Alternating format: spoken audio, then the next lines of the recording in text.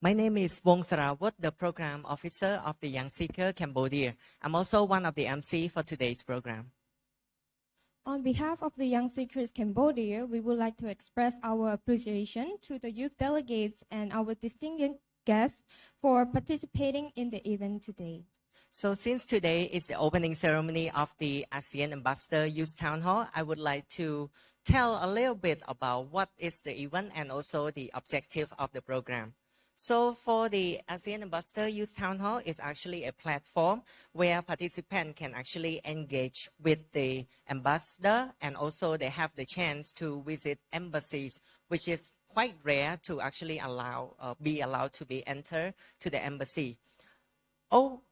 Moreover, it's also going to be the semi-formal event that open the discussion from a youth perspective to ask questions and also to discuss with the ambassador in each embassies directly.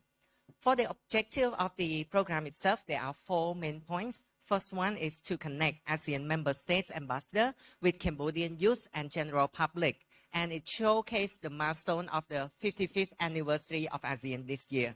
Second is to offer an open platform to have a meaningful discussion and conversation, exchange of ideas, advice, and also other opportunity circles around the concerned topic.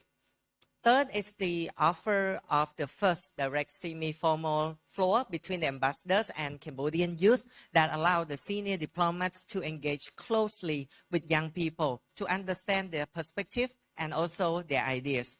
Lastly is to support the ASEAN spirit of togetherness, and one of the ASEAN social cultural community Council's aim, which is enhancing ASEAN value, awareness, and identity. Our event today cannot happen without these amazing people. So our ASEAN Ambassador Youth Town Hall 2022 is made possible by the Young Seeker Cambodia. And we also have the partnership with Singapore Cambodia International Academy, as known as SID, that provide us the high-tech, fully functioning hall for our opening ceremony this morning. In addition to that, our event is also supported by Asian Vision Institute, as known as AVI, and also the Institute for International Studies and Public Policy, as known as IISPP.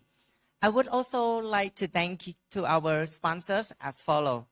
Big thanks to the silver sponsor, which is the Hong Kong restaurants for food during our event.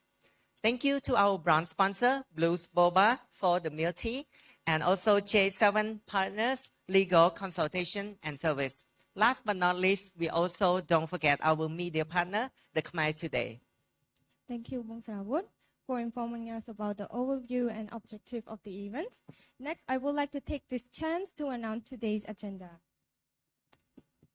First and foremost, we will have the introduction by MC and national anthem and ASEAN anthem display.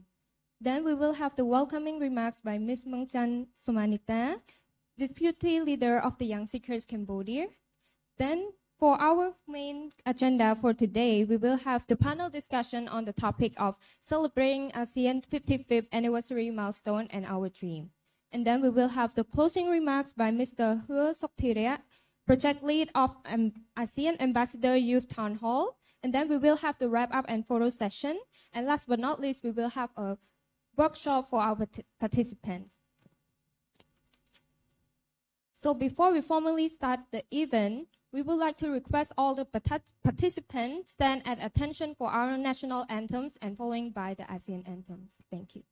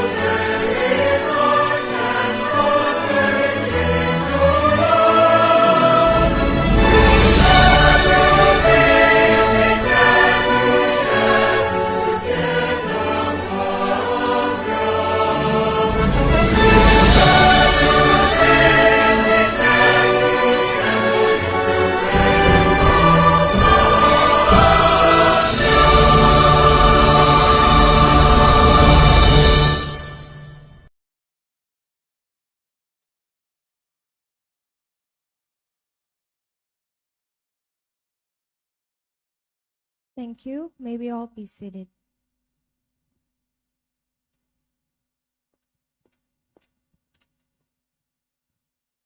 So to open our event officially and also to welcome all the panelists and our delegates for our event today, I would like to invite Ms. Mangchan Sumanita, the Deputy Leader of the Young Seeker Cambodia, to the stage to deliver the welcoming remark. Please give her a very warm welcome.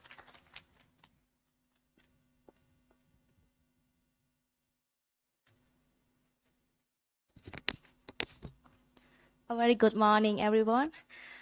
Dear Mr. Muhammad Naim, Ms. Janarod, Ms. Watana, Mr. David, and members of the Young Seeker Cambodia, ladies and gentlemen, it is my greatest pleasure to attend today's event physically at this comfortable venue at the Singapore Cambodia International Academy. And I am so happy to see everyone's faces again in person. This event themes celebrating ASEAN 55th anniversary, milestones, and our dream is a timely focus. 5 decades together may not be long enough for everyone, but it is a major milestone to achieve for the Southeast Asian region for some reasons. With this regard, I would like to refer to one of my all-time favorite book, The ASEAN Miracle, A Catalyst for Peace by Sir Kishore Mahbubani, who has been a prominent diplomat and he has served once his post in Cambodia. And it goes that he said that there is no other region in the world that can match ASEAN cultural, religious, linguistic, and ethnic diversity, and that makes ASEAN the one of the most diverse regions in the world. This emphasizes that ASEAN has one of the world's uniqueness and diversity and unity of over 600 million people. Most importantly, we need to remember that we have the young people in ASEAN make up about a third of the region's total population. And by 2038, it is expected that the region young people is expected to reach a peak of around 220 million. Hence, the youth of ASEAN are the region's greatest asset and future of hope. And its future leaders, innovators, influencers, they must be given real opportunity to shape the law and directly affect their life. I would like to also amplify our government's effort that have been engaging the young people in many various ways. One of which is the organization of the first ASEAN Youth Dialogue in Siem Reap province recently, with approximately 200 youth delegates. This has paved the way for many young people to be able to be confident, to speak out their voice, and also allow them to make many new friends all across the region. TYS is a platform that run by young people for young people. TYS know exactly what young people need and has been setting the best example of the endless possibility when our young people are offered the right place and the safe space with resources to unleash their hidden potential. It is very important to have the sense of belonging by remembering that our ASEAN region belongs to us. So we must prepare ourselves to be informed and engage as informed citizens.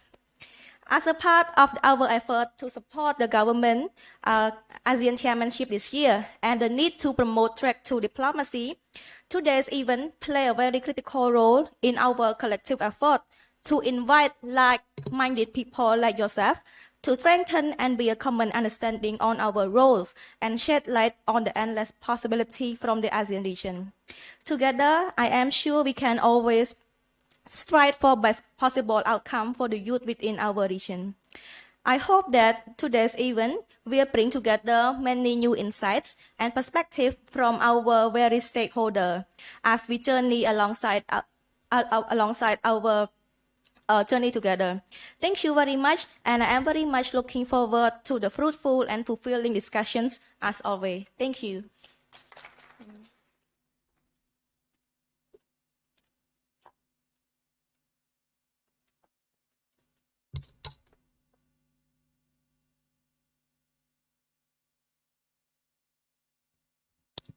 Thank you very much, Ms. Mangchan Sumanita, for the welcoming remark. And I hope everyone have got a lot of new things and understanding about the young seekers Cambodia, what we are doing, and also our vision for the future as well. So right now, as we are celebrating the 55th anniversary of ASEAN, and also is the topic of our discussion today, we have some videos that we would like to display to all the audiences who are presented here today and also on the Facebook Live as well. So please enjoy the video.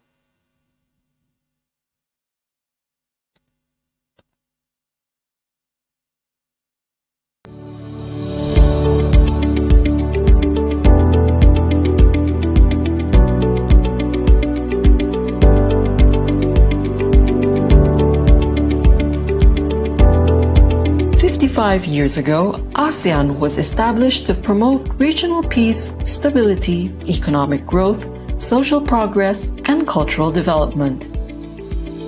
To facilitate coordination among member countries, the ASEAN foreign ministers set up the ASEAN Secretariat in 1976, which was initially housed at the Department of Foreign Affairs of Indonesia in Jakarta.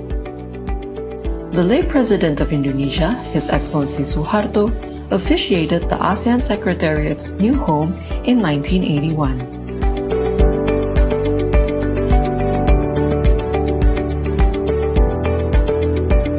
From an association of 5 members, ASEAN became a community with 10 member states. It has been able to foster deeper understanding, build trust, and forge partnerships to pursue common interests in the midst of diversity. The ASEAN community was finally launched on 31st December 2015. The aim is for the region to be a politically cohesive, economically integrated, and socially responsible community.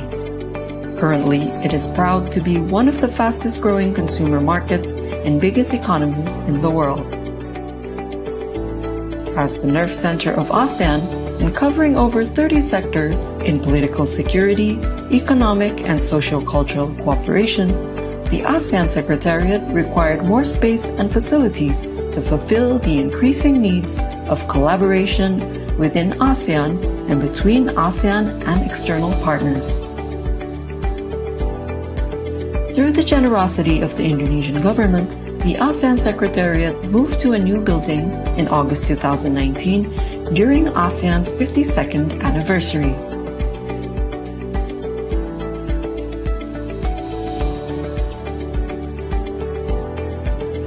Just like the rest of the world, ASEAN was hard hit by the COVID-19 pandemic. For the first time in its history, the region's economy contracted. COVID-19, however, was also an opportunity for ASEAN to galvanize its solidarity by working together to overcome the pandemic and to build back better.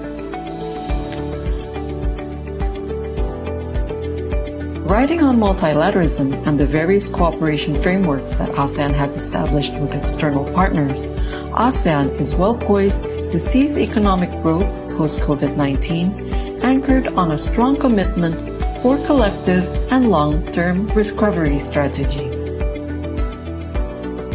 As ASEAN celebrates its 55th anniversary, we thank Cambodia for its able chairmanship in 2022, while we look forward to Indonesia's chairmanship in 2023 to remain a beacon of light for an open, rules-based, globally connected community that is agile and resilient in addressing challenges together and able to seize opportunities in the evolving regional and global environments.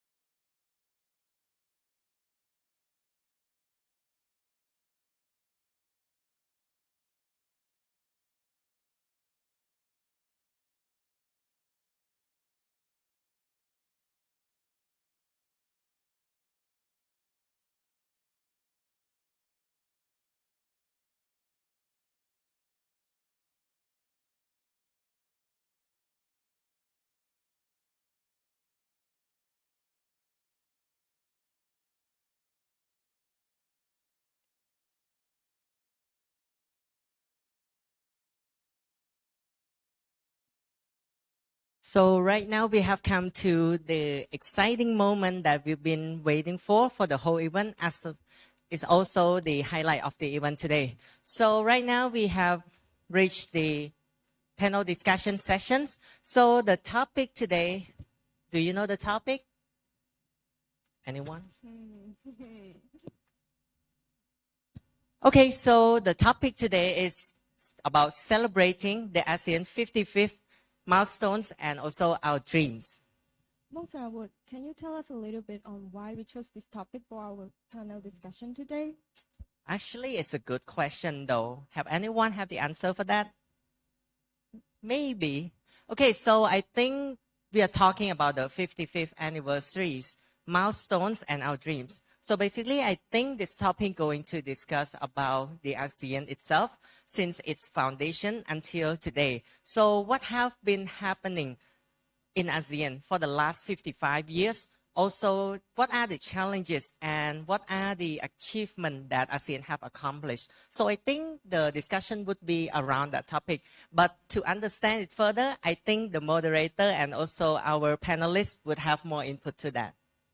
Thank you, Mong Sarawut. So for our panel discussion today, we would like to welcome our four honorable guest panelists. First, Mr. Thong Meng David, Research Fellow at Asian Reason Institute. And then we would like to invite Mr. Mohammed Naim, First Secretary at the Embassy of Malaysia in Cambodia. And then we would like to invite Ms. Tan Chanarot, Lecturer at the Royal University of Phnom Penh. Last but not least, we would like to invite Ms. Bonnie Sriwatana, Vice President of Asian Law Students Association Cambodia, or ALSA Cambodia. And our session will be moderated by Ms. Hum Sinuan, Media and Digital Communication Officer at the Young Seekers Cambodia. So right now we would hand the floor to our moderator, Ms. Hum Noon.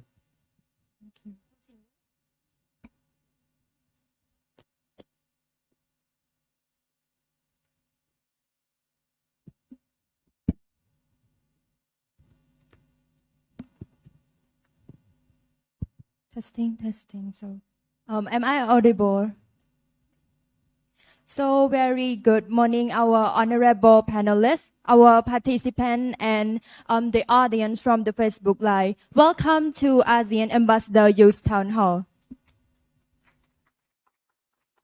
So in this opening ceremony, we're gonna have one panel discussion to celebrate the ASEAN 55th anniversary. And today's topic, we're gonna focus on the ASEAN 55th anniversary, milestone in our dream. So before we start, I would like to introduce myself. My name is Sinuan. I am the Media and Digital Communication from TYS, and I will be the moderator for today's panel discussion. And now I would like to invite our panelists to introduce themselves and express their feeling towards ASEAN Ambassador Youth Town Hall. So yeah, Bong Chen, you can start first.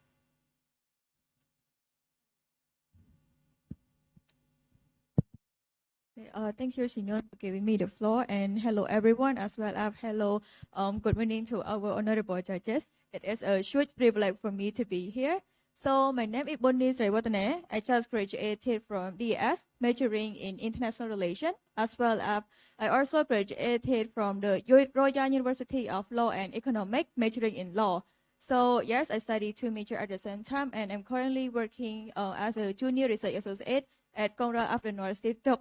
At Conrad of the North Sitong. So for today, topic, I'm very excited as a youth to be here with a very high-ranking people to discuss this topic all together with them, as well as I really look forward to the participant question today. So that would be it about me, and we would hear from our next panelists. Okay, good morning, everyone. I think you have already read a bit about me through the introduction. I'm so happy to be here. As Nita has mentioned, it's good to be back and seeing everyone physically, right? Very short about me. I'm currently teaching at the Institute for International Study and Public Policy, previously Department of International Studies of RUPP. I graduated from the Lee Kuan Yew School of Public Policy of National University of Singapore, and also the Department of International Studies. So I was the graduate there, and also from the University of Cambodia. That's it about me. I'm looking forward to the question and the discussion with the panelists here today. Thank you so much, Ms. Moderator, Sinun. My name is Muhammad Naim. I'm working as the first secretary in the Malaysian Embassy. So this is my second month here. I just arrived here in Phnom Penh. Before that, Arun Susadai. Good morning.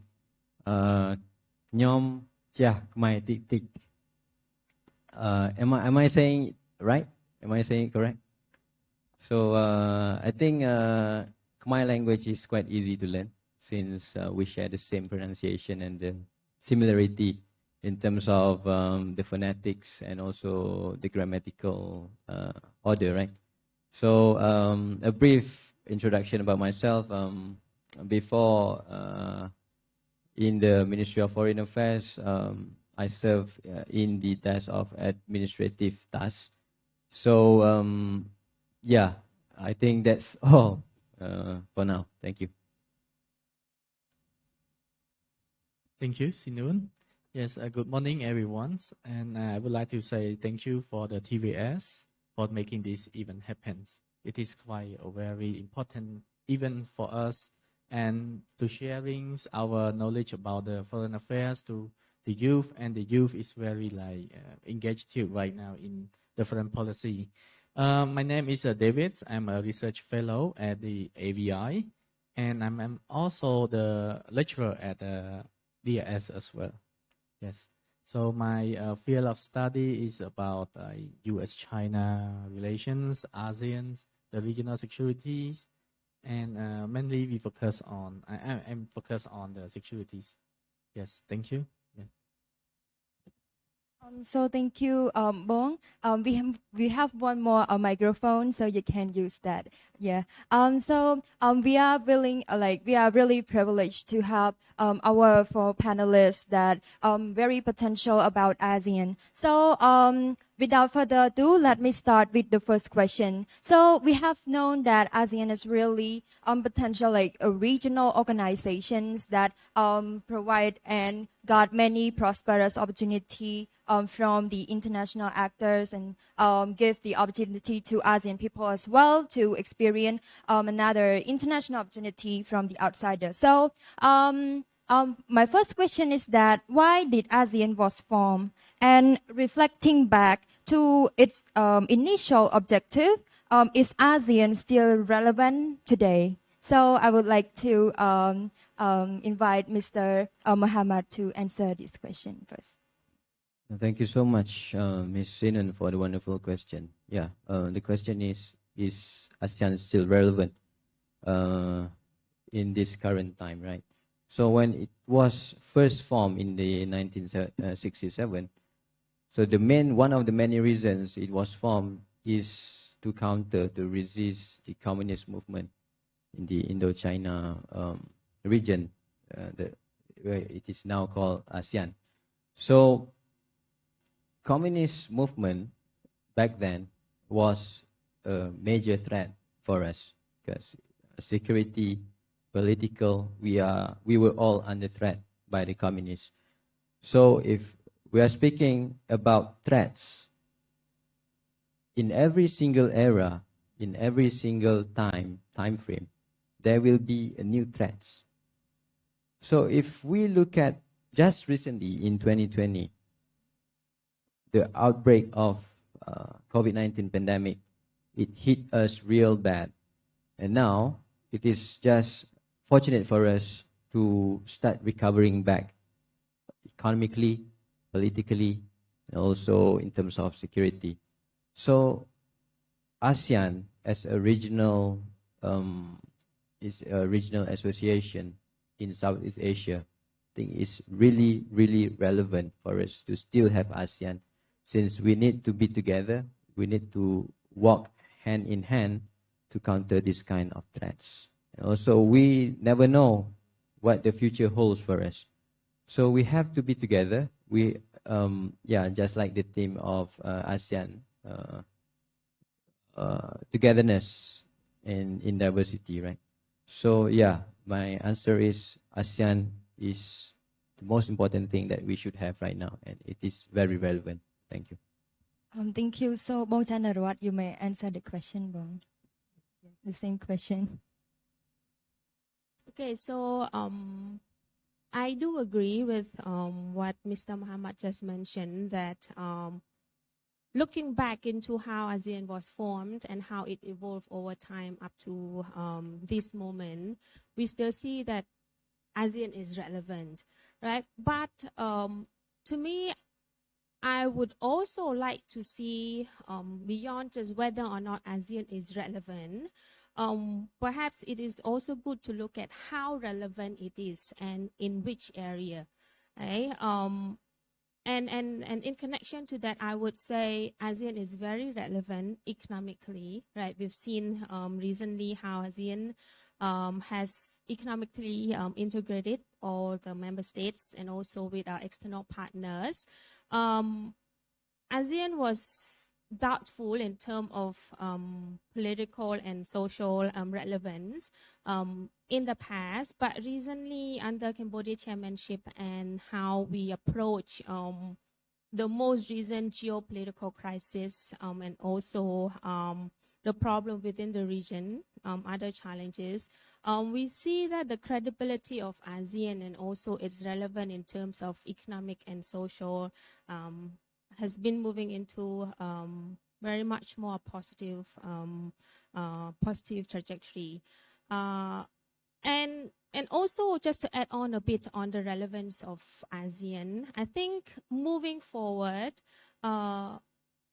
staying relevant is something that ASEAN is very much looking forward to. But at the same time, in order to stay relevant, there are a lot more that ASEAN has to work on, because what worked in the past may not work in the future. And that really require a lot of participation from youth and also the member states at the governmental level. Thank you. Yes, thank you, Bong. Regarding the youth, we will have more questions to ask about the ASEAN youth. So, for our participant, you can raise the question after I ask the panelists. So, yeah, you may note down your question. So, for the second question, as we have known that on August, ASEAN just celebrate the 55th anniversary.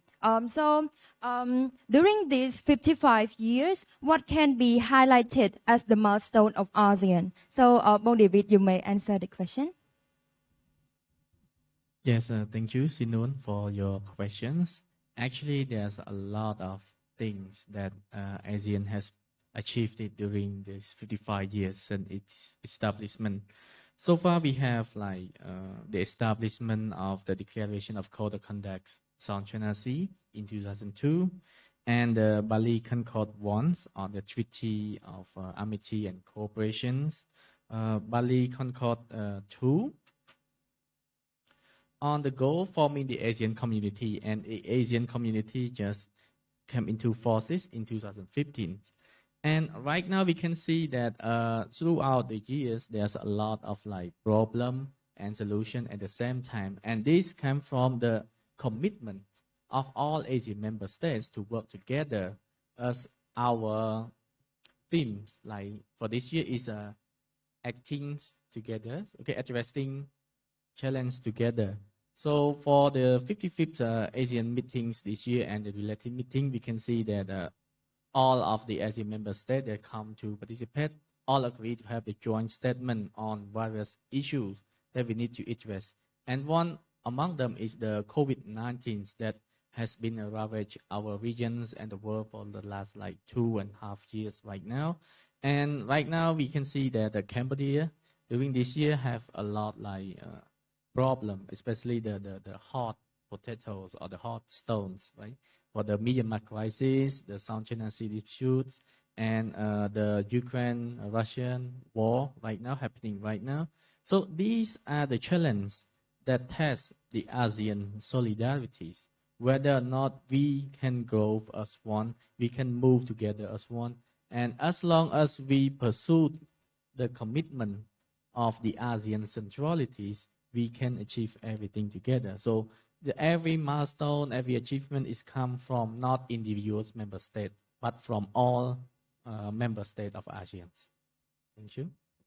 Bong Jan, yeah, you can answer the question, Bong. Yeah, thank you, Sinun, and thank you, Bong David, for a very comprehensive answer.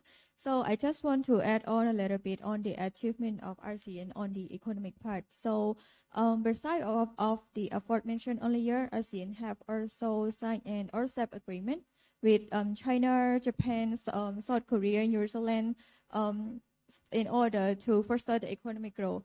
So that was signed in 2020, and that agreement was can contribute to more than 30% of all the trade agreement, which is a really huge achievement for all ASEAN member states in order to foster our initial objective on the fair competition, competitiveness, and free flow of goods, service, as well as labor. And on the security part, ASEAN achievements have also been helped on the human trafficking, narcotic trafficking, refugee and immigration, which is also play a huge role from the bottom-up approach. And as we can see what Bong David has mentioned earlier regarding the Myanmar issues from the hot potato to hot stone, ASEAN still always put effort in order to keep an eye on the military junta government in order for them to stop using violence against the civilian. So even when it becomes a hot stone, ASEAN is still be there to trying to solve the issues. So I think that combined together can be counted as a really huge achievement for ASEAN member states. Yes, thank you. So we have known a lot of the achievement that ASEAN have got throughout the ASEAN community and ASEAN as a whole. So regarding to that, ASEAN also has many issues like Bong David and Bong Jan have mentioned, like Myanmar crisis, and right now ASEAN has also focused on digital transformations and climate change and everything like that. So my question is that throughout the despite all the challenges that ASEAN faced through its history, but what binds ASEAN together until now? So Lecturer Chanarwat, you may answer the question.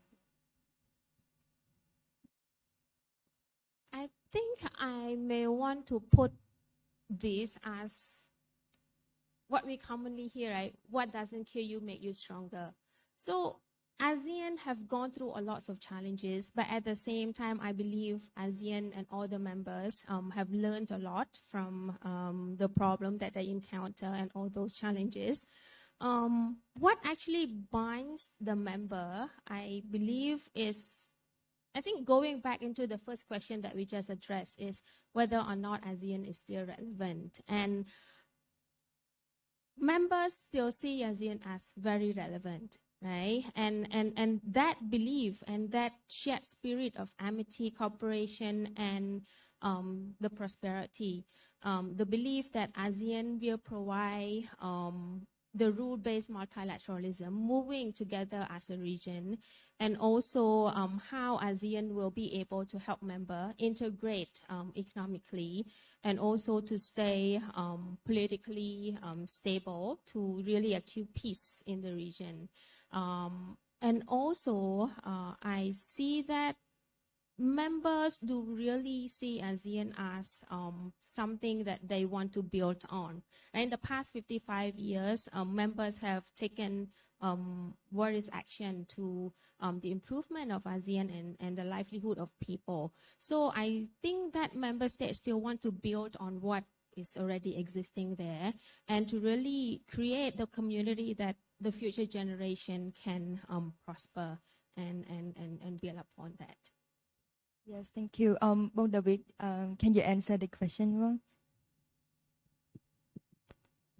Okay, so what bind the ASEANs together? So as I have mentioned earlier, is that every achievement is happened or has been solved with the commitment of all ASEAN's member states.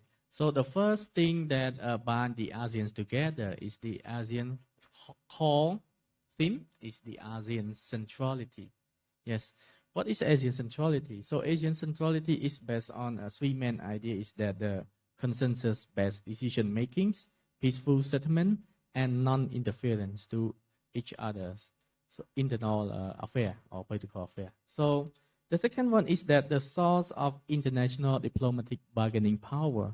So individual state cannot like leverage the bargaining power with the major power or the superpower. So by acting as the regional blocks, that ASEANs can get benefits for not only individual states but also for the regional bloc as well.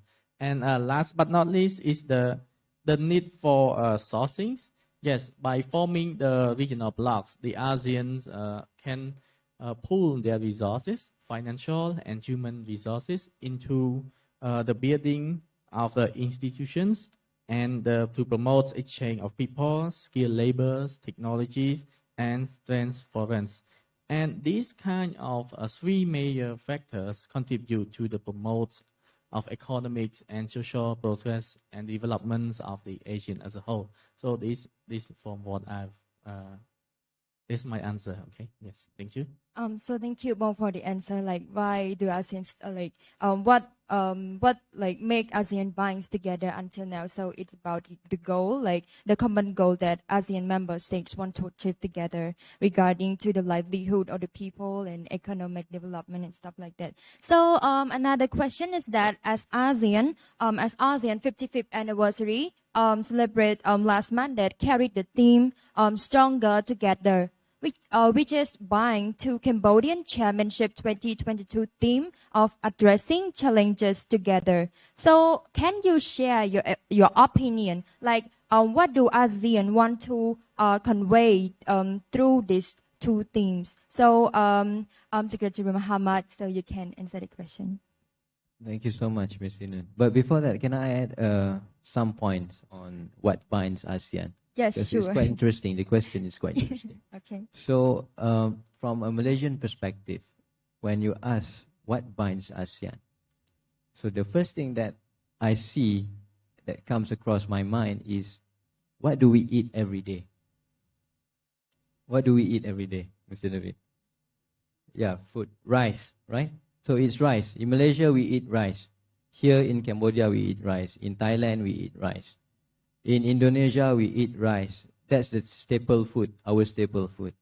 So it's not to say that the food binds us, but it's the culture. It's within our bloods. We as ASEAN member states, we should know that we share a similar culture, same similarity. So that's just how I see it. But answering your question, what was it again? As ASEAN 55th anniversary theme is stronger together, which bind to Cambodian Chairmanship 2022 theme of addressing challenges together. So, in your opinion, what does ASEAN want to convey through these two themes? Yeah, back to Mr. David's point, ASEAN centralities.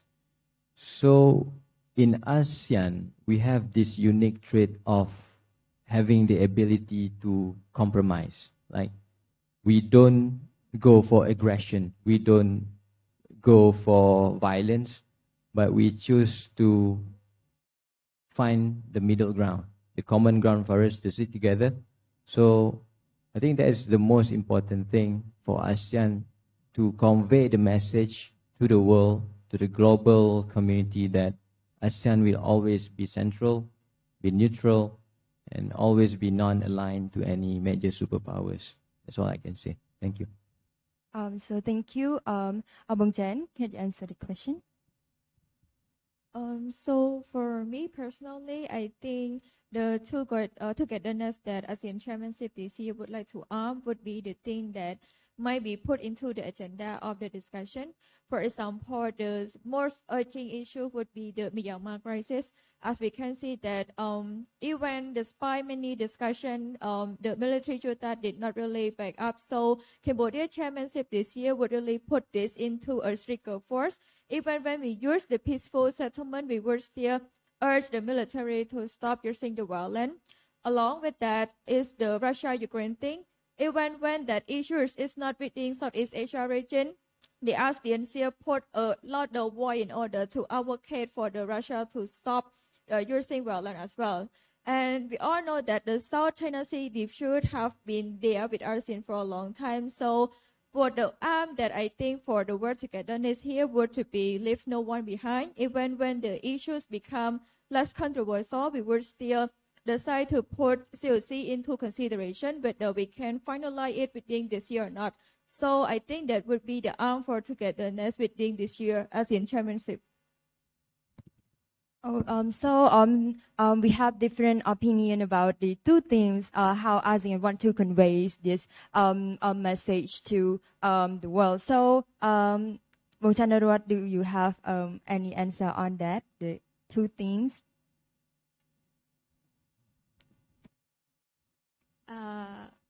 To me, the term together, right?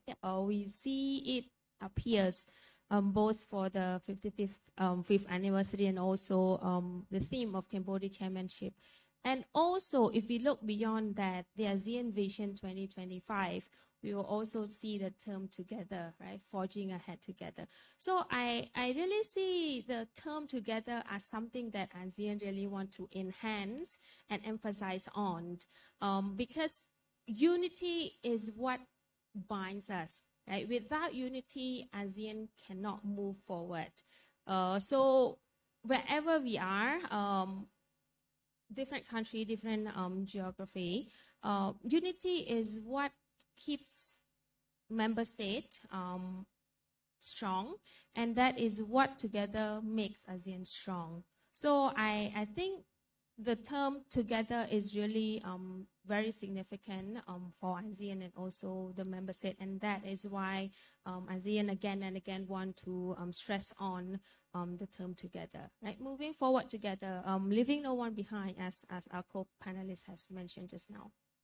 Yes, so the ASEAN want to convey that they will not leave anyone behind, and they still have the common ground, and they find the common solution to like all the challenges that they face together. Like as Cambodian chairmanship still resolve the issue of Myanmar crisis, like the South China Sea, as Bongchan have said, and although those become less controversial. So the next question I want to ask our panelists is that in the foreseeable future, what do you want to see in ASEAN? So Bong David, you can answer the question.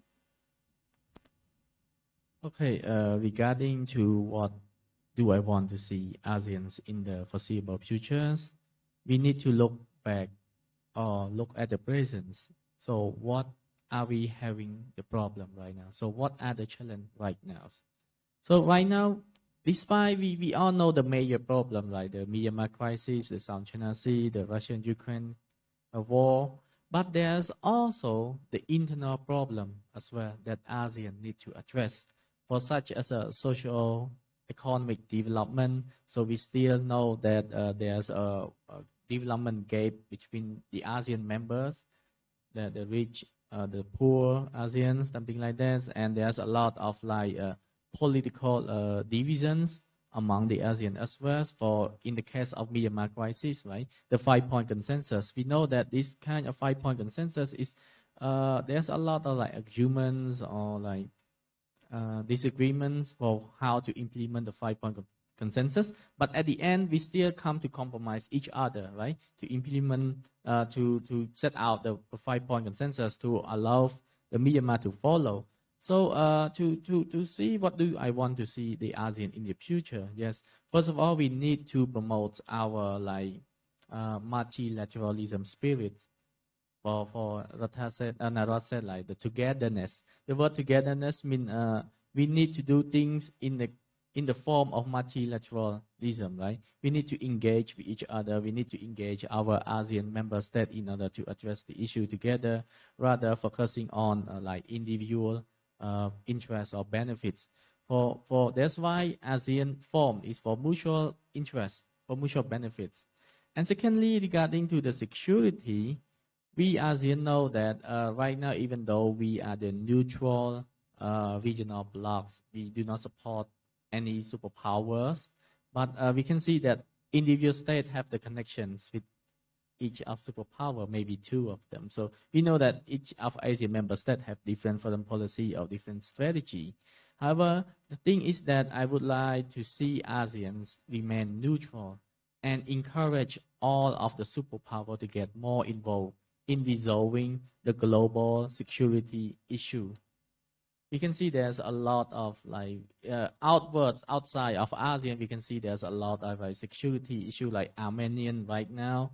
We can see the Belarus right now, the Kyrgyzstan right now. We can see there's a lot of border conflicts between the Central Asia that is happening recently. Maybe some of you know, if you follow the news, there's a lot of border conflict with those Central Asia, and we know that it could have some kind of spillover effects to our regions or to Cambodian security. So we need to advocate these two main things, right? Socio-economic development and security in order to promote our Asian core theme, peace, prosperity, development, for the sake of all ASEAN member states. Yes, thank you. So thank you, Bong. Bong Chen, do you have any answer on that?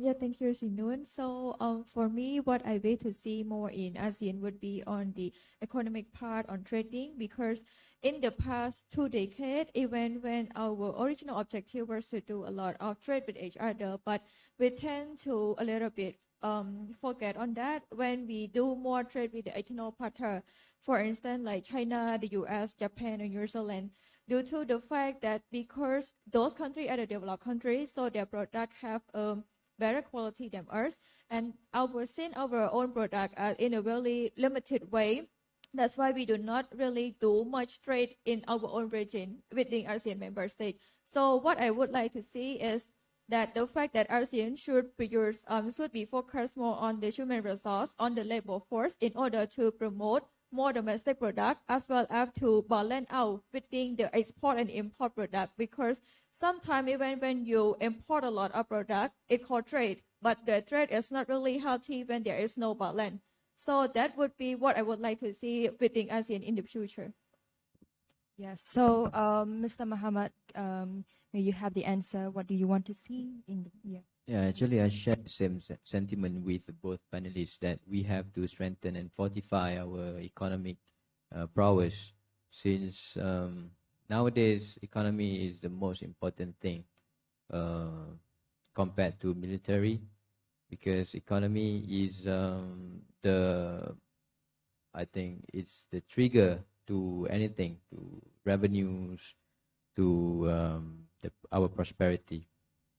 So yeah, economy is the most important thing that we have to pursue in ASEAN, and also we have to promote the integration of our economy and trading, like the import and exports should be more encouraged intra-ASEAN, among the ASEAN countries, not only to the countries outside ASEAN, but we have to encourage more to for the imports and exports to be done in ASEAN countries. Like Malaysia, we export rice from Cambodia, and from Malaysia we export palm oil to Cambodia, right? So yeah, I think that's my answer. Thank you. So thank you. It's about how our speakers want to see in the foreseeable future for ASEAN. So they have common answers like economist prosperity that we want to see together, and especially about the economic recovery after the COVID-19 pandemic. So next question, like I have heard our panelists talk about the unity, the identity of ASEAN. So the question is, do you think ASEAN unity is a key to its survival? And how can state, like member state, consolidate the unity in ASEAN community amidst all the challenges that they have faced? So, Bong Chanarot, may you answer the question? Okay, before I go into that question, I just would like to go back a bit to the previous question on what we want to see ASEAN in the future, right? I do agree with what panelists mentioned on the economic side, right? How we want to prosper economically as the region. Talking from the teacher point of view, right? I would say that I really want to see more involvement of youth. And want ASEAN to really be very people focused, trying to create platform where people of ASEAN can really connect, build a strong bond between people, because I believe the shared bond between youth and people of ASEAN is really something that will move ASEAN very strong in the future. Secondly, I would also want to see that ASEAN sorry, focus more on sustainable economic development, right? We mentioned about economic growth, so on and so forth. But at the same time, are we doing enough to tackle all of the environmental challenges that comes about together with the economic growth, right? So that is what I have to say for the previous question. And regards to this question on, sorry, can you? The ASEAN unity. On the ASEAN unity, absolutely, right? Throughout the discussion, we mentioned how unity helps ASEAN to stay relevant, to continue to be relevant even in the future. In order to build this unity, to stay strong together, I believe that ASEAN members really have to balance between the interests of the region and also the individual interests. I think throughout the history and also the experience that we have gone through, we see that in some issues, we encounter differences between member states' national interests. Of course, different states define different national interests. But at the same time, ASEAN was able to move together at a certain point because state was able to balance and not to say completely put aside their national interests, but to really see what is the middle ground of moving together as a region and at the same time achieving the interests of the member state. So I think it is important that the leader of the ASEAN member state try to see ASEAN as the regional organization that we are all trying to work forward to for the common interest of people of ASEAN, regardless of the nationality and the boundary that it holds. Thank you, Bong, for the question about the does survive does its unity is a what that ASEAN unity is the ASEAN survival or not. So I would like to invite Mr. Mohammed to answer this question too. Yes. Thank you. Well, of course, united we stand, divided we fall. So if one of the ASEAN member states opt to leave ASEAN, so it means that the caliber or the spirit of ASEAN is now waning. So we cannot afford to have that. But it is fortunate for us that Timor-Leste is now becoming a part of ASEAN. So it will be the 11th member state of ASEAN. So yeah, we cannot afford losing people. We cannot afford losing people since ASEAN now, the population of ASEAN is now totaling up to 650 billion people.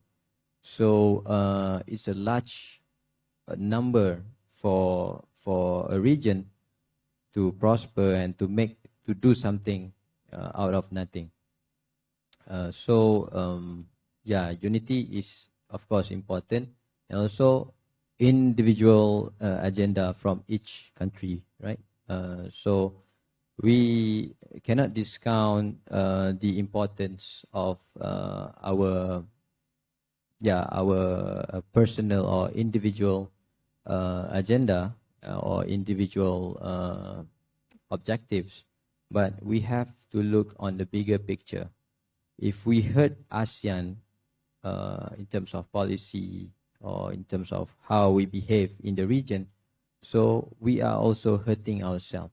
So if one member state opt or choose to become hostile or to become not friendly with the rest of the ASEAN member states, so it is actually hurting itself.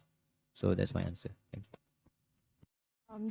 Thank you. So unity is very crucial for ASEAN as a whole, as ASEAN try to solve the find the common ground to solve the issue, and as well as try to put the people oriented to bind together as an ASEAN community. So my last question is that me as an Cambodian youth, I have tried to join many programs regarding the ASEAN. For example, the ASEAN Youth Debate. That that was the very marvelous experience to me, because I can share my experience and talk to other ASEAN youths like Malaysians, youth Indonesia, Indonesian and everything, and we have talked about the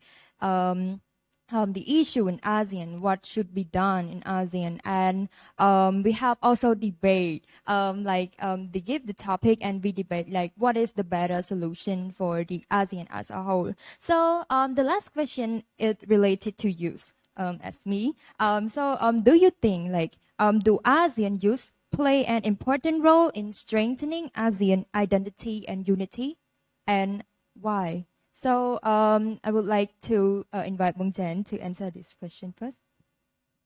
Thank you, Sinun, for the answer. For the question, sorry. So yes, I really like the question, because most of the time I feel like youth at my age or younger age, we feel like our voice does not matter, because we at a really low level in comparing to high-ranking people in the government or the ministry. So that is what I want to clear about, because youth play a really important role in pushing the government agenda. For example, if the government wants to achieve ASEAN Vision 2025 on the economic or on the environmental part, then youth is the one who can develop this type of thing, where people can come and listen to the discussion, where we can have a discussion with the panelists, the participant can ask questions, this type of thing. So if the government is working on it alone, then there would be the picture of the progress, we are not likely to be seen, or even when there is a progress, the progress would be really slow. For example, if we talk about the environmental issues, everyone here are aware that the Earth right now is facing a global climate change. The weather is getting hotter. However, not everyone here would choose to use a tumbler instead of a plastic bottle, because a plastic bottle is more convenient. And this is the part that your contribution is always counted. Even when it starts from a small one, when we compile it together, then we can be seen as a really big one. And another question would be, how can youth contribute to all of this? So for me personally, like Sinun has mentioned, she tried to join a lot of programs that are relating to ASEAN, which is a really good thing. Even when you cannot join those big programs, you can also build your capacity building through joining workshop, coming to listening to this type of discussion, take some useful online course, or do some community work like volunteer. This type of thing is what you should contribute some of your free time to, in order to contribute back to your society. And along with that, you can also be a very meaningful friendship, which is what I have seen in the member of the TYS member are having. From what I see, they're really close, and they also contribute and inspire each other professionally. So that's what I would like to see more of youth in Cambodia, is to join a lot of programs and be more active in a civic engagement. So thank you, Bong. Bong David, you may answer the question. So, thank you, Sinun, for your question on the youth is still relevant to ASEAN initiative.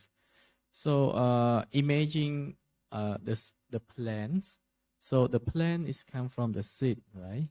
And the SID grow up, the roots grow up to become a tree. So it's similar to ASEAN, right? Everything's come from the bottom up, come from the young people of ASEAN.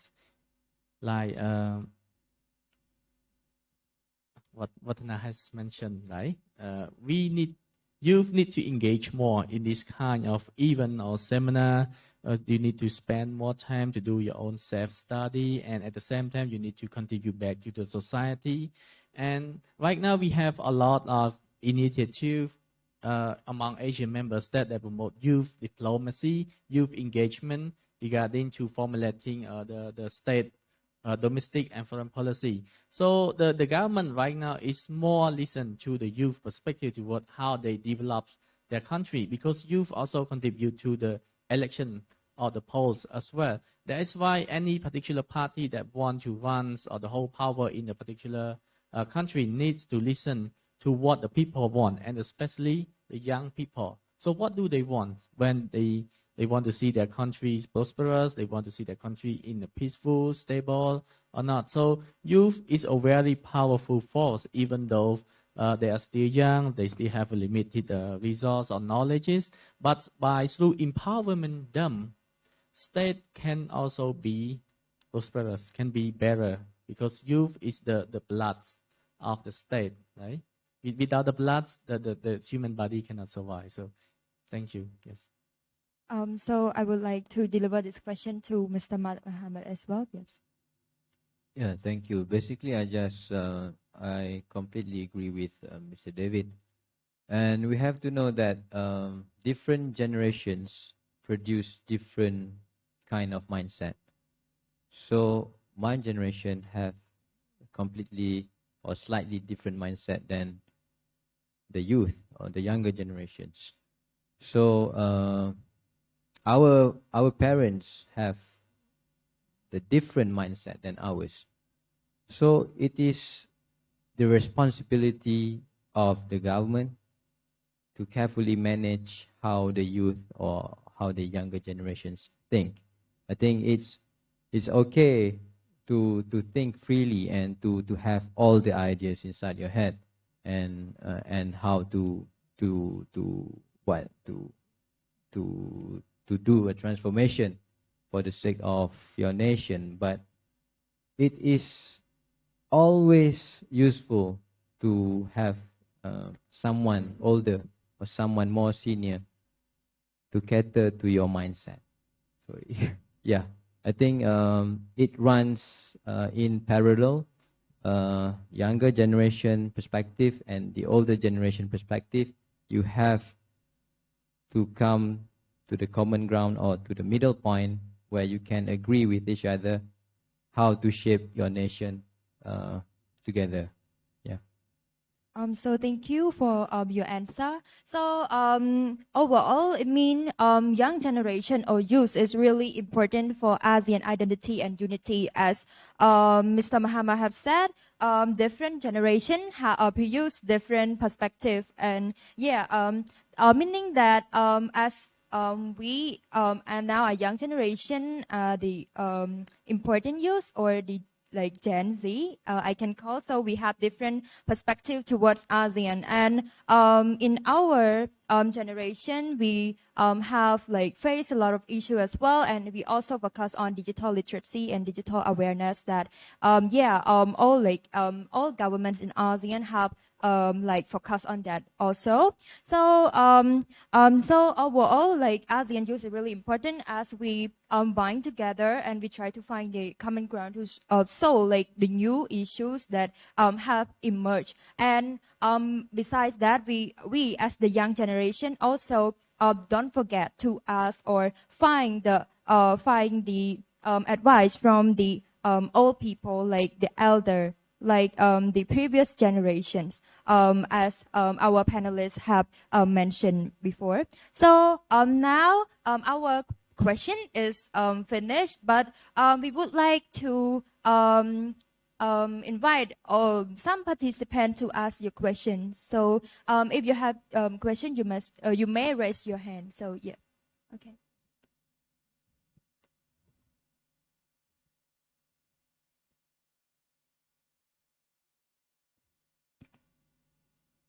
Good morning, honorable panelists, Ms. Moderator, and our participant here.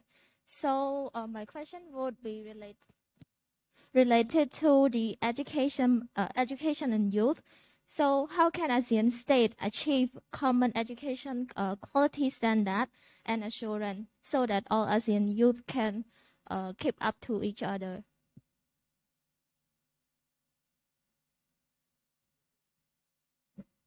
Yeah, thank you for the question. That is also a really interesting question, and I also have the same thing when I was visiting a program in Singapore last month, because that when I realized quite a huge difference between my country and Singapore, because during that time there was over 80 participants from 20 different countries. And from what I see in my own country, a lot of time when this type of program happen, most of us are IR law student. However, when I was there, they are not everyone is IR law. They are like aerospace engineering, the one that be aircraft. They study nuclear plant. They study sociology, engineer biology. So this type of thing really make me think that, oh, in other country, all students, regardless of any major, they take part to sit and discuss about social change. So that would be the question. This would inspire us to do the same thing in our country in order to reach a similar standard with other people, academy in other country.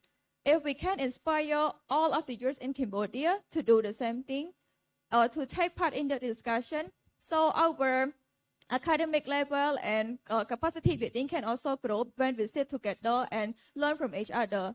So the key point here would be to join both local program and international program, so you can differentiate and learn more from each other.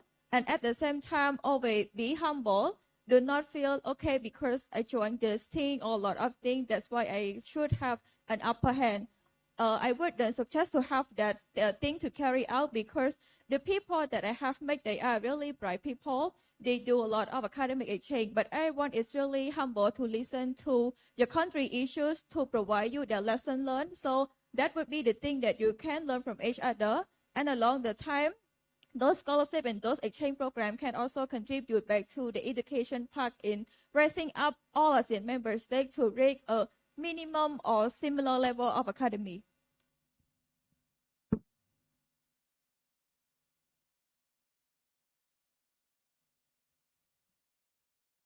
Thank you for a very good question, and really very timing, right?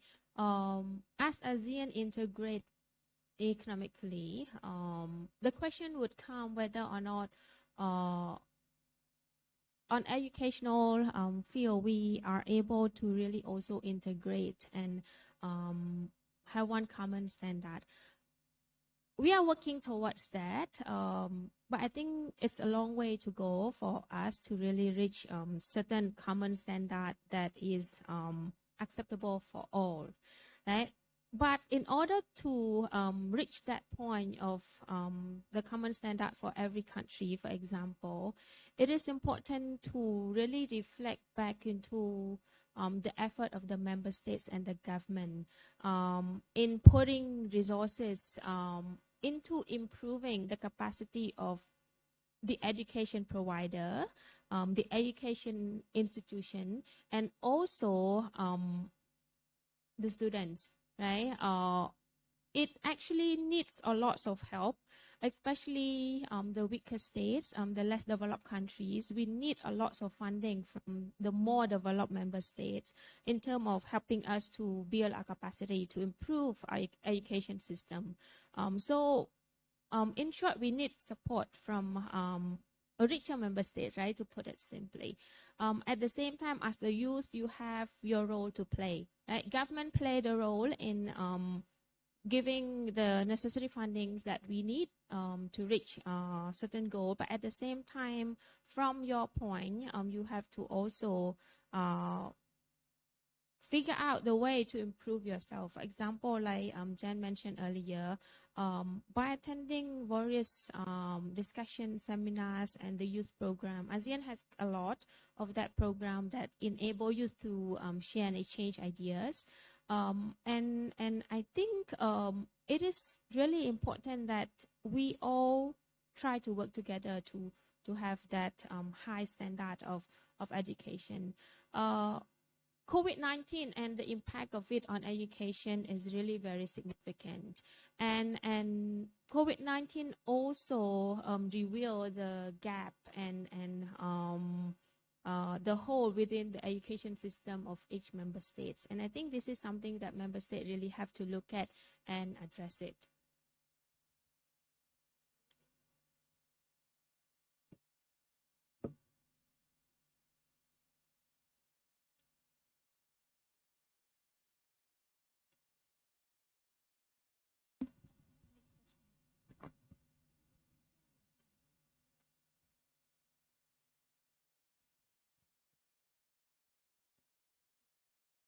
So yeah, you might have the question.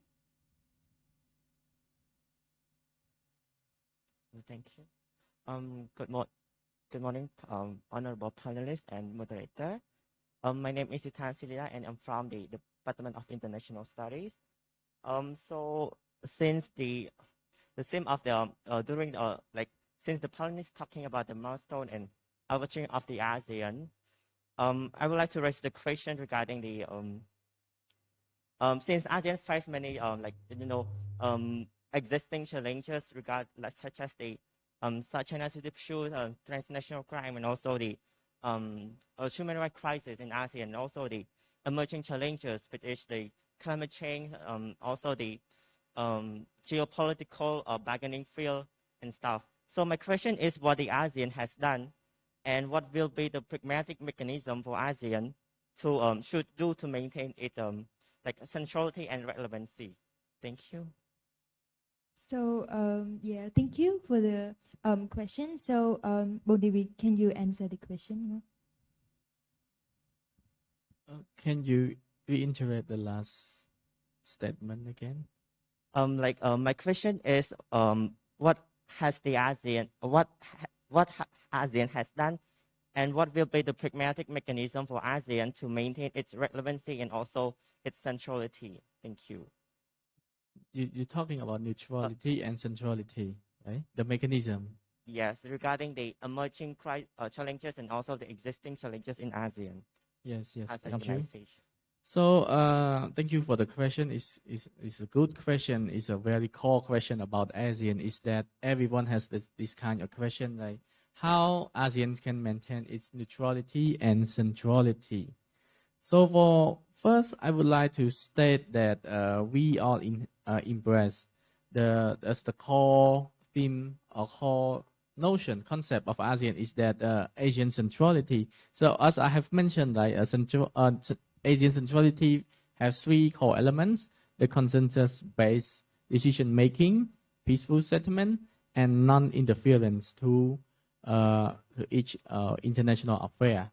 So regarding to the matter of neutrality, so to resolve the problem is that ASEAN is the regional institutions, kind of a multilateral regional organization. So everything's come in the term of a discussion or constructive dialogues to promote the peaceful settlement and to promote the mutual benefit of the state. So regarding to the reason like U.S. China rivalry, the superpower competition rivalry in the region is very a threat to the ASEAN's neutrality, because as I have mentioned earlier that each state do have their own foreign affair or the foreign diplomacies with each other. So the ASEAN need to note down or to have the boundary that anything or any particular superpower that want to get involved or to want to have in ASEAN's affair must come within the open, yes, and constructive engagement. We do not want war. We do not want arms race within our ASEANs, because we want to promote our developments within the regions. And regarding to the centralities, yes, it's quite a lot of problem right now since the Myanmar crisis. So there are some disagreement of human, but at the same time, at the end, we still come to our conclusion that we should put this kind of 5-point consensus. So the intra-Asian issues is very like important. It is like the survival for the ASEAN community, because without unity, as our panelists has mentioned, ASEAN will fall. Unite we stand, divide we fall. So the thing is that ASEAN individual states need to put aside their difference and look for the core ASEAN's initiative that aims to promote the unity, the benefits, and the people-centric. Because ASEAN all do have kind of a sustainable and a people-centric development that aim to promote the peoples. So there are the issue to talk about rather than just Myanmar crisis or South China Sea. We do have a trafficking, climate change, a piracy, technology, cybersecurity. So the Myanmar crisis and South China Sea is one of the major issues. But look at the side, we need to focus on something that serve the benefits or the survival or the peace to the ASEAN regions. Okay.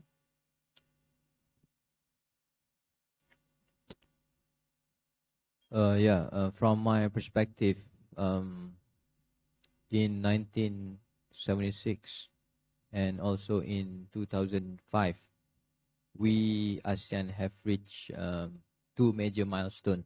In 1976, we ASEAN agreed to have the zone of peace, freedom, and neutrality, or what we call ZOP-FUN.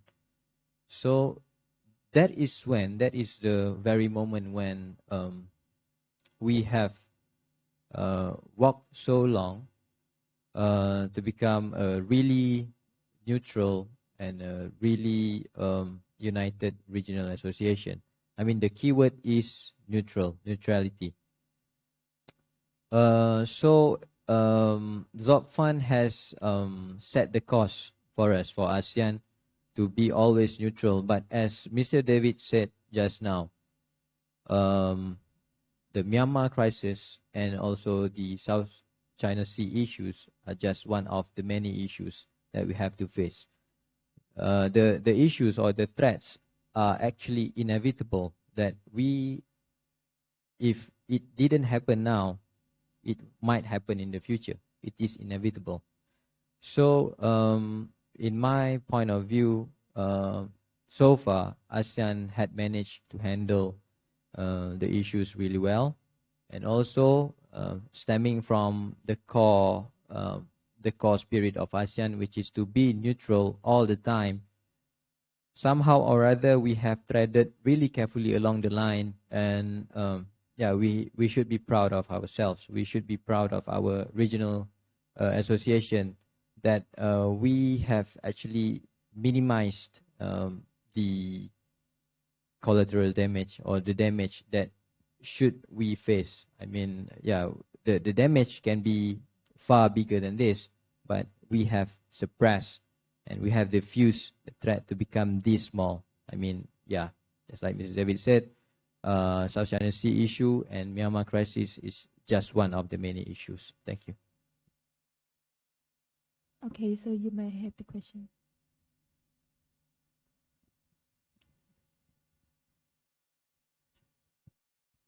Okay, first of all, greeting respected panelists, MC and fellow participants. Throughout the discussion, I have two questions. But first, let me introduce myself. My name is Mohamed, and I'm from Institute for International Study and Public Policy. So my question is a bit politics, and which is the first one is, among all of the ASEAN principles as well as the ASEAN centrality, there is one principle stating about the non-interference in other nations' affairs, both internally and externally. However, my question would be, does this principle actually affect other ASEAN member states when they want to intervene or they want to have the to better the situation in Myanmar? And if it does, should we abolish this policy or not? And my second question would be, what would be the strategy do you think that ASEAN should apply in order to boost the economic integration when there is such a huge development gap between ASEAN member states? Thank you.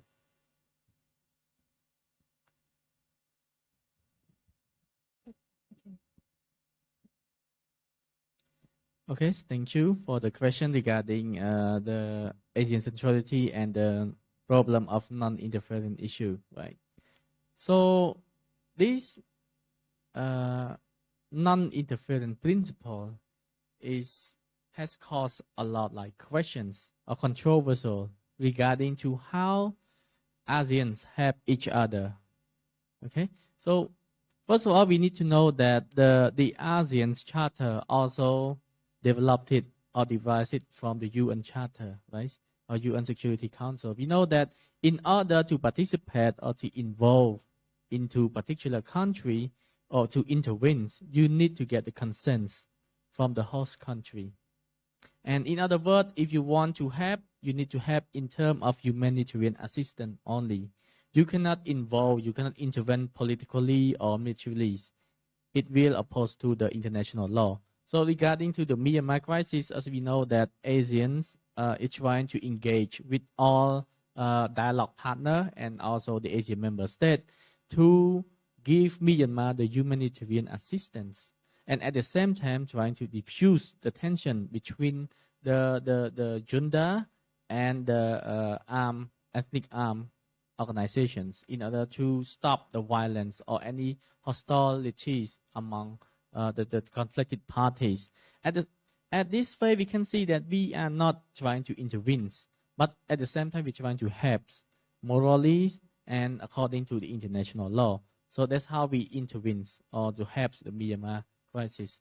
And regarding to the economic development, so we know that the ASEAN also have a lot like initiative regarding to industrializations and digitalization.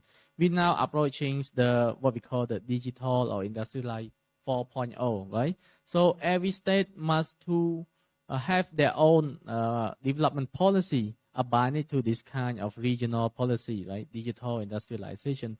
But at the same time, as we already know that each state, they own have their own strong strengths and weakness regarding to human capital, as well as human resource, and as well as finance resource. Okay, so as our panelists have mentioned, that we need to balance the in and out, the trade deficit. We do not want to have a trade deficit in our country, so we need to try to calculate or to formulate particular economics or the tax policy or the investment law that provides the good investment or business environment for the intra-ASEANs as well. Because right now we are the ASEAN Free Trade Agreement that everyone can go to work at other Asian member states, right? You know that, right? You can go to work in Vietnam, you can go to work to Thailand without any particular restriction at all. Yes. So this kind of ways like to improve our like awareness or need to understand each other. So we also learn and understand at the same time when we go abroad, right? At the same time. So when we come back, we're trying to use this kind of experience, the resource, the knowledge that we have from other particular country, and to come to invest or to make something or to improve our industrialization and to promote digitalization in our countries or maybe in other Asian member states. Yes, because we are from Cambodia, so let's hear from like Muhammad if you have any question regarding to this. Thank you for the question. I think your question will be likely to appear on your midterm or final exam, because as a DS student, I often meet that question a lot. The first is regarding consensus voting. The second one is non-interference. So yes, I hope our answer today can help to your future exam. So yes, I personally, like Mon David had mentioned earlier, the non-interference issues have been very controversial. And for me personally, I do not think we should abolish it, because even when it might be some challenge to the Myanmar crisis or the internal sector that can be a threat to the ASEAN. However, if we abolish it, then it would also equivalent to us opening a door to our neighbor or other people to fight your own home. Because when you want to change the law, the thing is that one law will have a long-term consequences. It's not like you can always change it, and it's not like you can, okay, because of these Myanmar issues, I want to abolish consensus on non-interference. That's how I can help the Myanmar people.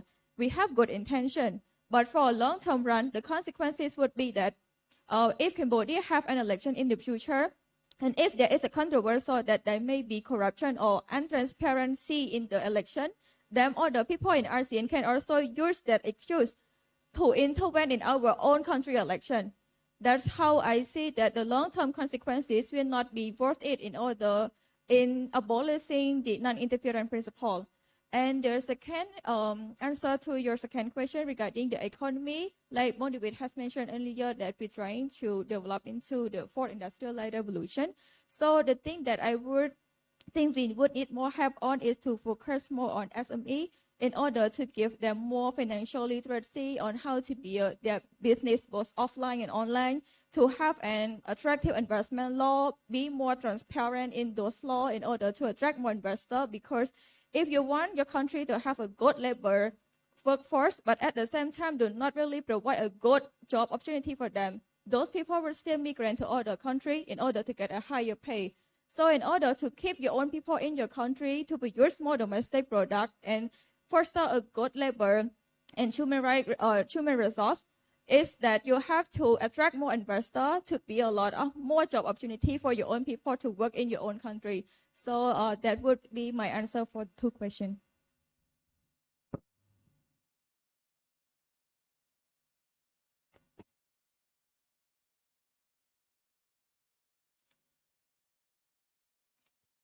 Good morning, panelists, honorable panelists, and I would like to ask you a question. My question is how ASEAN could participate in dealing with challenges such as climate change, economic development among members, regional power competitions. And meanwhile, ASEAN seems to focus on building spirit communities and address challenges together. Yeah, thank you.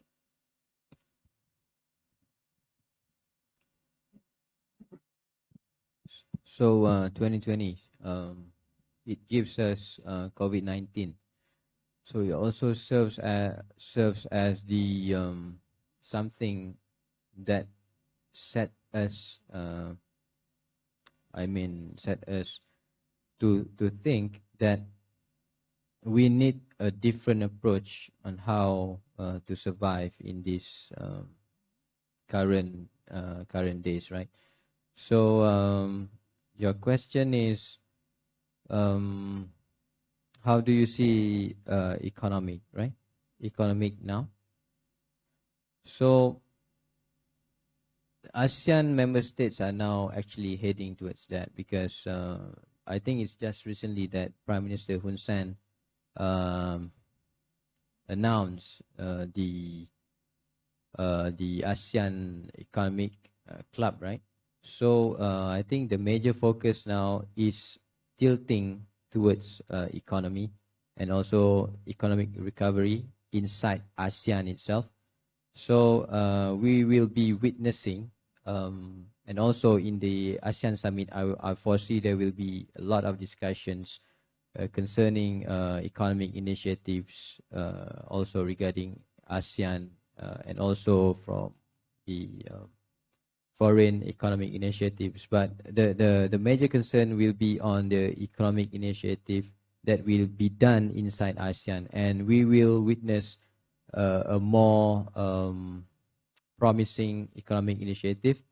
And yeah, economy is the key for us to recover from the pandemic. Maybe there will be many more pandemics to come in the future. So we have to have our own framework in ASEAN. How do we survive if another pandemic strikes? So yeah, that's my answer. Thank you.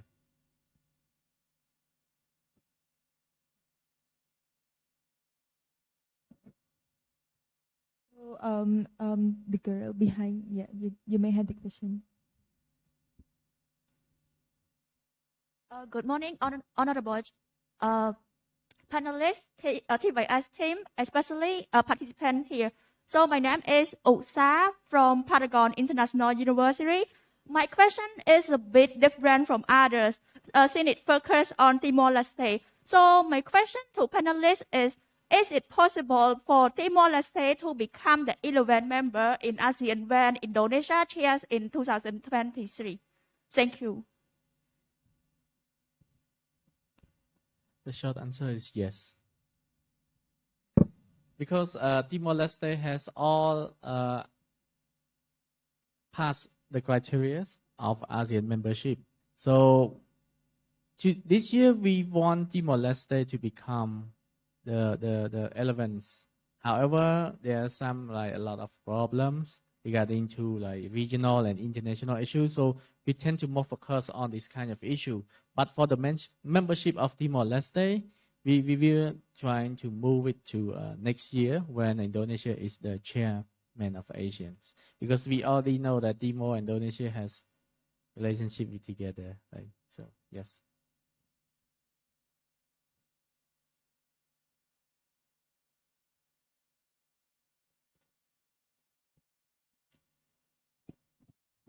First of all, I would like to give a high respect to panelist, moderator, and hello everyone here. Amidst the U.S. and China competition, we can see there is the creations of the Quad, which involve the U.S., Japan, Australia, and India as well. So some consider it as the strategy to contain the rise of China. So I want to know from your perspective, does the Quad challenge ASEAN and its centrality? Thank you.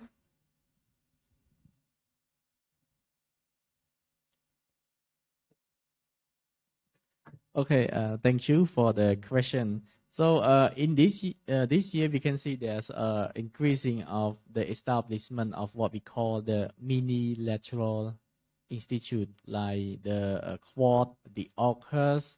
And you're asking whether the Quad and AUKUS is a threat to ASEAN centrality or not. The answer is yes, because we need to look at the nature of the Quads and AUKUS, whether or not it has come into the Indo-Pacific regions in a constructive way, developmental way, or in a military way or military aspects. For the Quad, it's more involved in development and the transference of technologies, but in nature for the Quads. But for the AUKUS, you can see it includes the military aspects within the Quads. So we can see that if the Quads and the AUKUS has more increasing activity inside the Indo-Pacific or the Asian regions, there might be hidden agendas when this member of the Quads or the AUKUS try to engage with the individual Asian member state. So that is what we trying to understand or to clarify with the Quads or the AUKUS, whether or not it come in a constructive ways or the destructive ways. So it is a threat, but it depends on the individual member state foreign policy. As I said, right, we need to respect individual state. As an ASEAN, we do not want any trouble, or we do not want any arm race or nuclear empowerment or enrichment within our particular regions. What we want is that to promote cooperations. But there's a lot of multi-layer, multi-dimensional of kinds of cooperations. So we need to identify the objectives of the Quad and the AUKUS and the foreign policies of the each states, whether they want to cooperate with this Quad member or the AUKUS member in terms of economic developments or the military developments or military cooperation, something like that. Yes. Due to time constraint, I will only take one question. So, yes, you may have the question. So first of all, greeting honorable panelists and participants who participate here. And my question is, I heard our panelists mention about their vision regarding what they want to see in ASEAN in the foreseeable future, including addressing internal problems like South China Sea. So my question is, how do we anticipate the settlement or negotiation of South China Sea? And what do you think will be the barrier that need more time to solve this problem? Thank you. So yeah.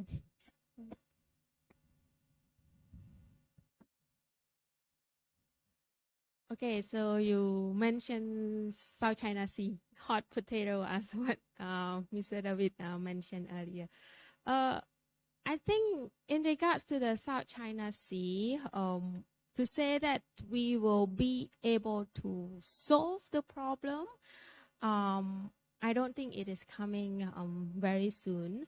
But I would see South China Sea conflict as something that is manageable, right? Rather than completely solve. It is more likely that we can manage the tension from escalating. Because solving the South China Sea problem in the ASEAN platform, right? We will have to look at a lot of issues, a lot of factors. One of it be the influence of China on some of the member states, although we are now trying to really balance how China is influencing the member states. I think ASEAN has taken a very significant step in announcing that in terms of South China Sea conflict, we will try to really emphasize on ASEAN centralities. And I think this is a very important step for ASEAN to take and make it clear to China that ASEAN will be the center of resolving this conflict. Second factor would be the interest of the claimant states as the member of ASEAN. I think it is key that the claimant states are very clear with what they want to see as part of the solution, what is acceptable to them, and how much compromise are they willing to take. Right, so a lot of consideration need to be taken in terms of dealing with the South China Sea conflict. But so far, we've seen that we are moving towards a more positive trend in terms of solving South China Sea. Right, but I don't think it is very, very near to say that this problem is completely solved.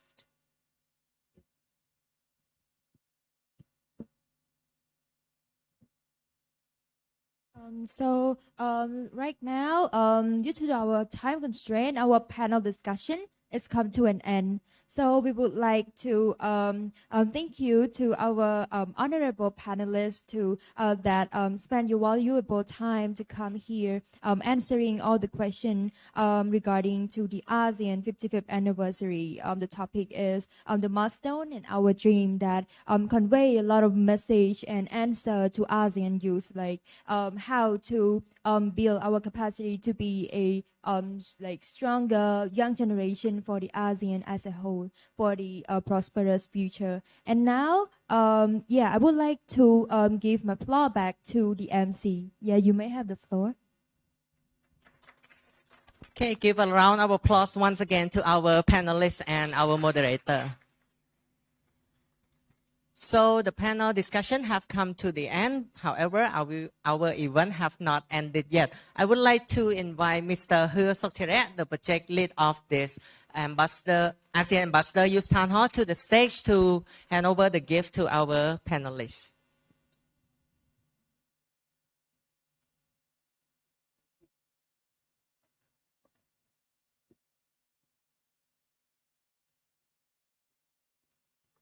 So while waiting for clearing the stage, I will announce Nage Bat Sabot Mato. Anyone? You can check your pocket. If you drop the ticket, you can come and take it from me.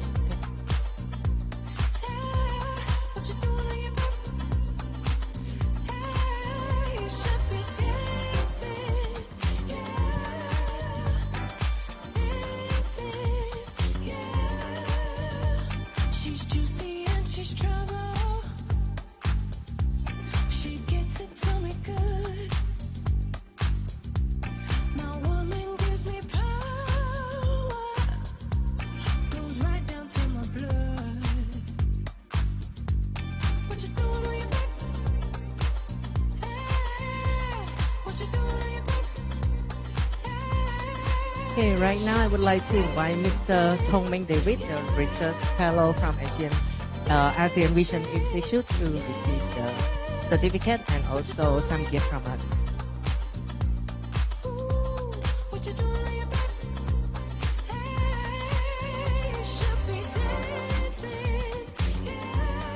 Please give them a round of applause once again.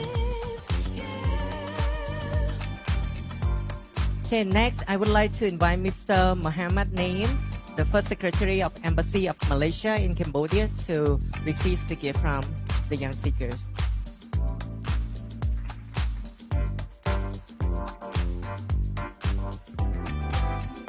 Okay, thank you very much. Next, I would like to invite Ms. Tan Chanarot, lecturer from Royal University of Phnom Penh, to receive the gift from TYS.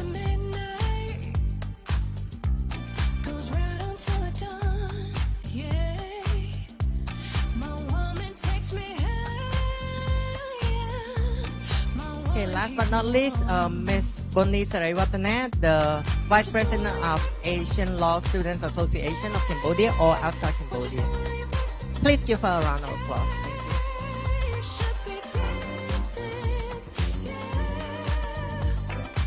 you. Okay, so right now, Yes, we would like to invite all of our panelists for a group photo.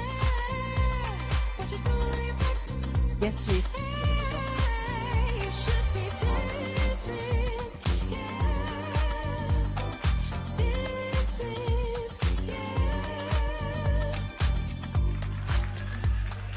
Moderator, coming.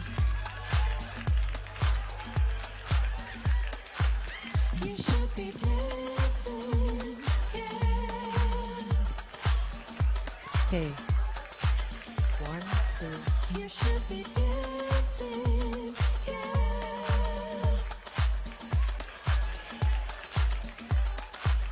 You should be dancing.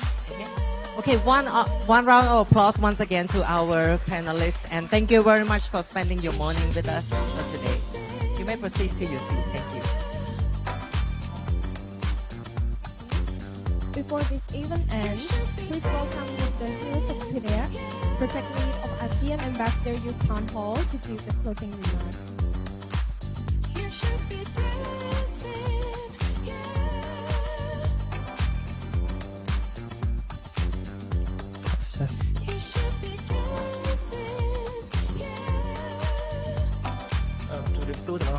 And good morning, ladies and gentlemen.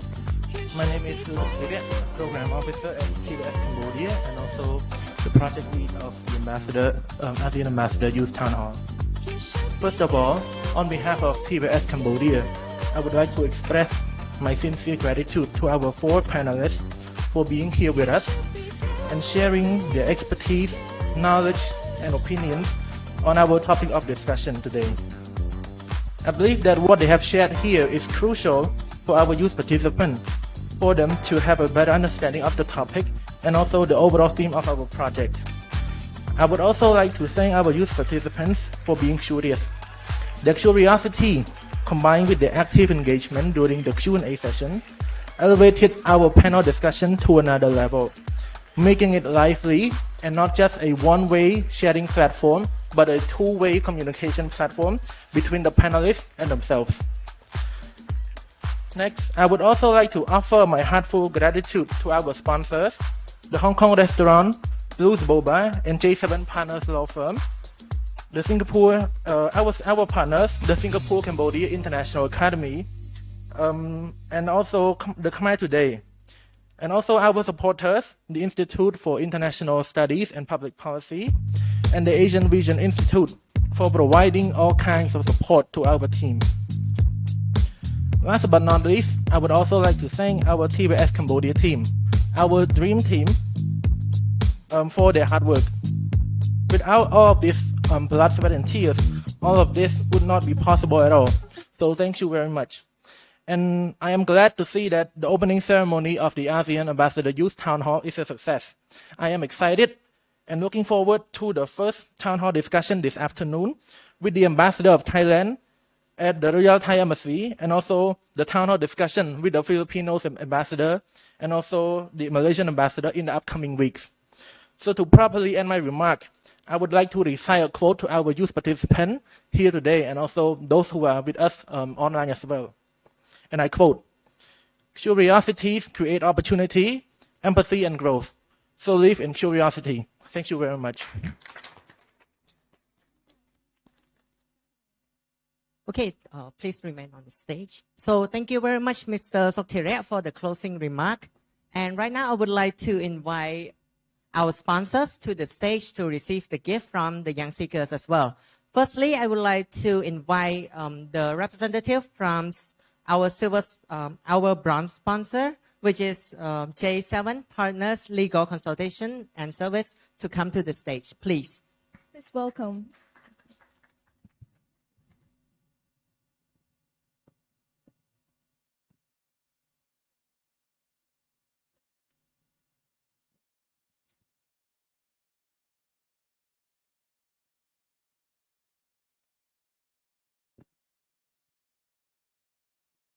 Okay, 1, 2, 3. Smell.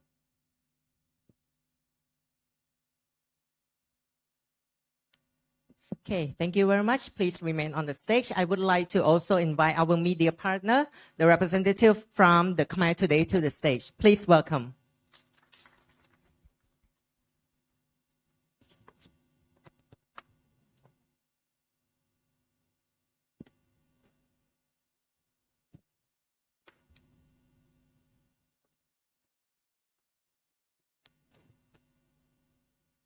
One, two, three. Smile.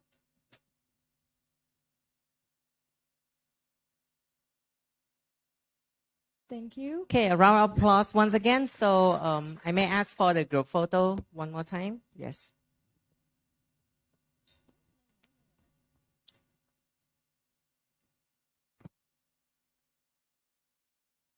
So thank you very much to our sponsors. Without their helps, this event would be very difficult, but with their helps, we can actually reach out to more people and also make our event possible. So once again, a round of applause. Thank you very much to our sponsors.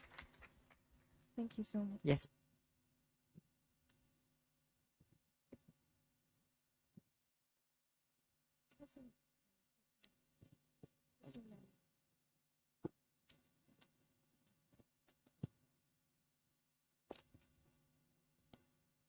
Okay, so how's the event this morning? Yes, you learn a lot? Can I hear some noise? Yes? Okay. So thank you very much for spending your time, especially our panelists, our moderator, our participant, and especially our team right here that they are working very, very hard for this event to make it happen. And I hope everyone have learned a lot, especially people who are watching from our Facebook page as well. So right now we have come to the end of the event. However, the participant will still remain here after the break because we will discuss further about our Ambassador Town Hall tour and also some Q&A session after the break. So right now I would like to invite everybody, including the panelists, to the stage for the group photo.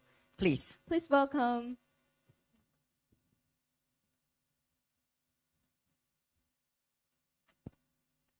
Yes, everyone, including the TYS team, please come.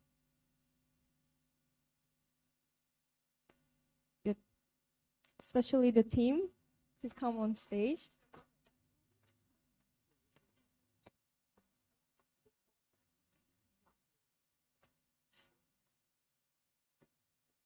All right, ចឹងសូមមានមកជួរខាងមុខអាចអង្គុយទៅ Yeah, one row in the front. Yes, boy, come. Yes, panelists, please proceed to the middle. Yes. Okay. Yes. គួយក៏បានគួយមកជួរមកអត់គ្រាន់ទេ Yeah. Please. So we're gonna do 2 pictures, one with mask on, one with mask off. We will proceed with the mask on first, and then we'll take the mask off. Okay. It's okay. Okay, squeezing right here. We can fit more people. Come here, guys.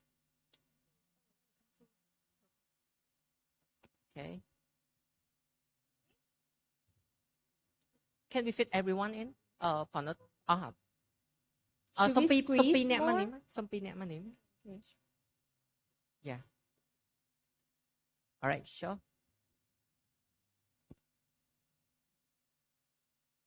Okay, so I think we're good. No. I'm gonna sit. No worry. Okay, so 1, 2, smell.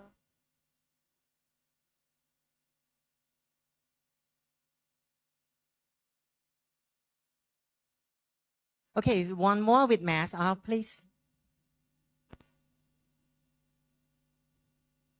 Okay, 1, 2, 3.